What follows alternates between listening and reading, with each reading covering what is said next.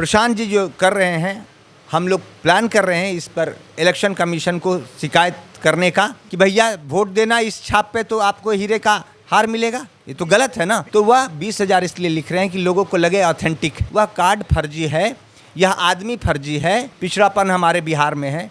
तो आप बिहार के होने के बावजूद जरा बाहर 4 देश घूम लिए तो ठगी के लिए आ गए। यहाँ तुम्हारी गारंटी ही नहीं है कि कहाँ से पैसा ला रहे हैं। लोग पूछ रहे हैं तो बताने रहे हैं, कह रहे हैं विद्या से आता है। विद्या से आता है, किसको नहीं विद्या से आता है। इनकी हैसियत नहीं है कि नॉमिनेशन फॉर्म भर सके और उसमें बता सके अपने आय का ब्यौरा। अभी हमारे साथ मौजूद हैं सोशलिस्ट पार्टी के बिहार प्रदेश के अध्यक्ष हैं। उनसे हम बात करते हैं और जानते हैं कि बिहार में इनकी पार्टी 243 सीटों पर चुनाव लड़ रही है। तो ये बिहार की राजनीति में खुद को कैसे देखते हैं, क्योंकि बिहार का राजनीति अलग तरह की राजनीति होती है, यहाँ जातिवाद की राजनीति है। धनंजय कुमार सिन्हा मेरा नाम है और सोशलिस्ट पार्टी इंडिया का मैं एक सिपाही हूँ।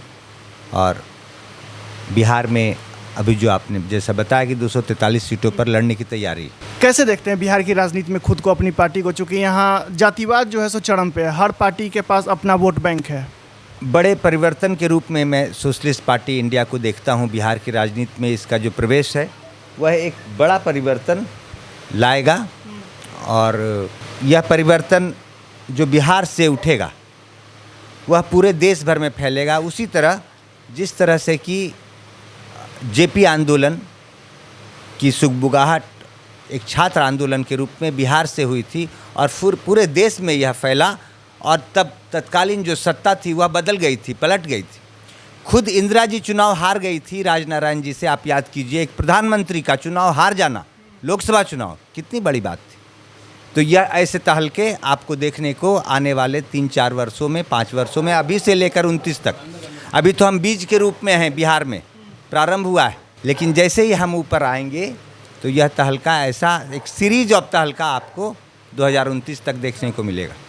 पब्लिक आप पर भरोसा क्यों करे? सवाल हम पर भरोसा का नहीं है, सवाल कोई भी सही लोग है उस पर पब्लिक कैसे अब भरोसा करे, क्योंकि पब्लिक इतनी बार ठगी जा चुकी है कि वह अगर सच में भी अभी भगवान आ जाए तब भी भरोसा करना मुश्किल हो जाए, तो वक्त लगेगा। इसलिए मैं अभी नहीं कहता कि हम आ गए हैं तो 243 सीट में 122 जीत जाएंगे। मैं यह बात कभी नहीं कहता। मैं हमेशा कहता हूँ हम लोग खाता खोलेंगे, हम लोग दहाई अंक तक पहुँचेंगे, इसकी संभावना है। लेकिन सरकार बनाने की बात हम नहीं करते। हम इस बात को महसूस करते हैं कि भरोसा इतना आसान चीज़ नहीं है और इतनी बार जो ठगी जा चुकी है, 1 बार 2 बार 5 बार 10 बार की बात रहे तो रहे, यह जो सिलसिला विधायकों के द्वारा, सांसदों के द्वारा और अब तो ग्राम पंचायत के प्रतिनिधियों के द्वारा भी जो एक सिलसिला चल रहा है ठगी का जनता के साथ, तो स्थिति तो यह आप बन पड़ी है कि आम जनता यही सोचती है कि 5 साल में एक बार ये पकड़ाने वाले हैं, बस उसमें जो ले सको ले लो। यही एक रास्ता बच गया है। पता है कि जब चुनाव आएगा तभी जो है घोषणाओं का की बहार आएगी। बिहार में दिख रही है आपको, दिख रही है आपको। क्या ये नहीं हो सकता था 2 साल पहले? क्या ये 5 साल पहले नहीं हो सकता था? 3 साल पहले नहीं हो सकता था?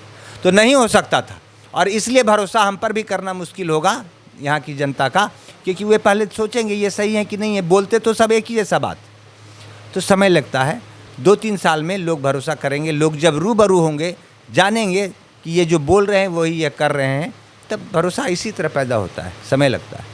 आपकी पार्टी की वो 5 एजेंडा बताइए जो बिहार में आप लोग जीतने के बाद लागू करने वाले हैं। पहला तो समान शिक्षा प्रणाली है कि गरीब हो या अमीर, सबकी संतान को एक समान शिक्षा व्यवस्था सरकारी स्तर पर मुहैया कराया जाए निःशुल्क।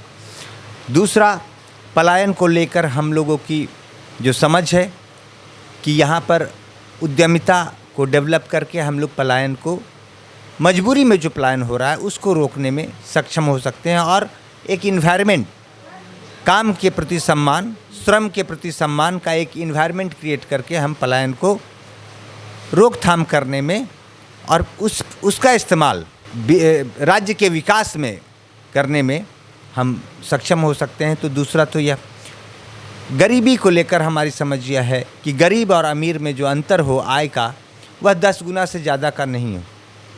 तो अभी बहुत सारे लोग हैं अच्छा कमा रहे हैं, 5 लाख रुपया महीना कमा रहे हैं, यह हमारे लिए खुशी की बात।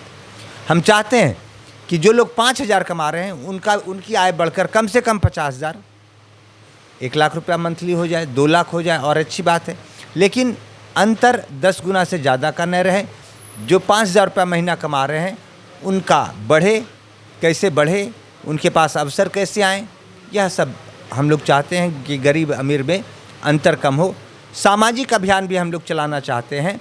वह सामाजिक अभियान जो अंधविश्वास को तोड़ता हो, वह सामाजिक अभियान जो आदमी आदमी में द्वेष को बढ़ाने वाला है, जो खास करके राजनीतिज्ञों द्वारा चलाया जाता है षड्यंत्र और उसके बाद उसका शिकार होती है आम जनता, तो हम उसके अच्छे सकारात्मक पहलुओं के पक्ष में एक वातावरण निर्माण करना चाहते हैं जिससे कि आदमी आदमी में भेद कम हो, जातिवाद का भेद, धर्मवाद का भेद कम हो, मानवतावाद का बोध बढ़े।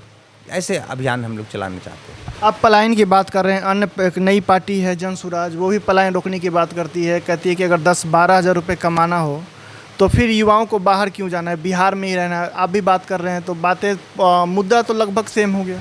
उनको पता नहीं है 10-12 हज़ार रुपया कमाने में कहीं कोई बिहार में दिक्कत नहीं कोई युवा फील कर रहा है। उनको नहीं पता है 10-12 हज़ार रुपये की क्या हैसियत है। उनको लग रहा है दूर से, वो पैसे के खान पे बैठे हैं तो उनको लग रहा है जैसे 10-12 हज़ार नहीं मिल रहा है, लोगों को मिल रहा है। यहाँ सरकारी योजनाएं इतनी हैं, आप पत्रकार हैं, आप भी जानते हैं। बेरोजगारी भत्ता कितना मिल रहा है ना, कितने भत्ते मिल रहे हैं, तो उनको मनरेगा का क्या, तो उनको नहीं पता है। जो हमारा न्यूनतम मजदूरी है, ठीक है अन्य राज्यों से कम है, लेकिन ये अप्रॉक्सीमेटली 300 से 400 के बीच का है प्रतिदिन। जो न्यूनतम मजदूरी है अनस्किल्ड, तो क्या मतलब बनता है 10,000 रुपया तो हमारा अनस्किल्ड जिसको कुछ नहीं आता है उसका न्यूनतम मजदूरी है। न्यूनतम का मतलब अधिकतम नहीं हुआ, वो कम से कम है जो सरकार ने तय करके रखा है, और उससे ज़्यादा जो ले सकता और मिलता ही है, मिलता ही है। अभी आप गांव में नहीं मिल रहा है मजदूर खेत में, तो वो न्यूनतम पे काम क्यों करेगा, उसको न्यूनतम से ज़्यादा देने को बाध्य है। अच्छा, आप कैसे देखते हैं प्रशांत किशोर जो हैं वो अभी एक परिवार लाभ कार्ड जो है क्रेडिट कार्ड की तरह है, वो कार्ड घर घर बांट रहे हैं। आरजेडी भी जो है वो माई बहन मान योजना के लिए घर घर जा कर के फॉर्म भरा रही है। तो इलेक्शन से पहले आप सत्ता पर आए नहीं हैं और इस तरह का काम कराना, दोनों ही गलत है। दोनों एक ठगी का प्रारूप है। जनता को भरमाने बरगलाने का एक तरीका है। प्रशांत जी जो कर रहे हैं, हम लोग प्लान कर रहे हैं इस पर इलेक्शन कमीशन को शिकायत करने का कि यह तरीका ठीक नहीं है। आप कोई भी कागज़ का टुकड़ा लेकर उसको कोई चीज़ प्रिंट करा देंगे, कल तो हम प्रिंट करा दें कि ये एक डायमंड का प्रिंट करा दें और बंटवा दें कि भैया वोट देना इस छाप पे तो आपको हीरे का हार मिलेगा। ये तो गलत है ना। 20,000 लिखे तो 2 लाख क्यों ना लिख दें, बात तो बराबर है। 20,000 लिखे हैं कि 2 लाख लिखे हैं कि 2 करोड़ लिखे हैं, बात बराबर है। तो वह 20,000 इसलिए लिख रहे हैं कि लोगों को लगे ऑथेंटिक, यही ना बंद। तो क्या फ़र्क पड़ता है 20,000 या 2 करोड़, एक ही बात है। वह कार्ड फर्जी है, यह आदमी फर्जी है, और इस फर्जीवाड़े को रोकने के लिए हम लोग जल्द ही चुनाव आयोग के पास जाएंगे, और सिर्फ हम लोग रोकने की गुहार नहीं लगाएंगे, कार्रवाई की गुहार लगाएंगे। दूसरी बात, अगर वहाँ हमारी नहीं सुनी गई तो कोर्ट भी हम जाएंगे और कार्रवाई कराएंगे प्रॉपर।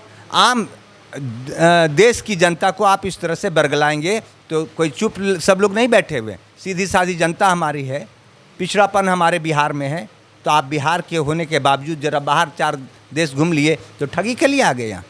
यह ठगी नहीं चलेगी। जल्द ही इस पर हम लोग कार्रवाई करेंगे 10 से 15 दिन के अंदर। वही काम तो तेजस्वी यादव भी कर रहे हैं, घर घर लोग उन पर भी करेंगे, उन पर भी करेंगे। वो जो फॉर्म भरवा रहे हैं तो, लेकिन कार्ड और फॉर्म में दोनों अंतर है। फॉर्म में जो हमने देखा है वो फॉर्म है, वो बोल रहे हैं ये फॉर्म भरो, हम लोग आगे इसको करेंगे, इस पर आपका रिकॉर्ड रख रहे हैं।